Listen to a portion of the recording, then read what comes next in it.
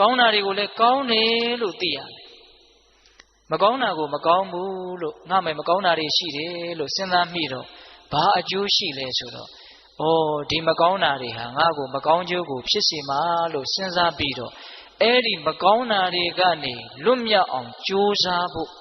ဒါအရေးကြီးတယ်နော်တခါယူမိုက်မြမကောင်းတာကိုစဉ်းစားတယ်ဆိုတာအလကားစဉ်းစားတာမဟုတ်ဘူးအဲ့ဒီမကောင်းမှုကနေယုံထွက်ဖို့ဆိုတဲ့ရည်ရွယ်ချက်နဲ့စဉ်းစားရမှာဟုတ်လားကောင်းတာကိုစဉ်းစားတယ်ဆိုတာလဲဘဝင်မြင့်ဖို့စဉ်းစားတာမဟုတ်ဘူးအဲ့ဒီကောင်းတာကိုစဉ်းစားလိုက်တော့ငါတန်တယ်ပဲကောင်းတာတွေလည်းရှိပါလားဆိုတော့ပီတိတွေနဲ့အားဖြစ်လာတယ်အားဖြစ်ဖို့အတွက်စဉ်းစားရတာမကောင်းတာကိုကြတော့ယုံထွက်ဖို့စဉ်းစားရတာကောင်းတာကိုကြတော့ရှစ်ဆက်ဓာတ်တဲ့ကောင်းခြင်းစိတ်တွေပေါက်လာအောင်အားဖြစ်ဖို့စဉ်းစားရတာတူသလားမတူဘူးမြတ်စွာဘုရားကတော့ဥပမာ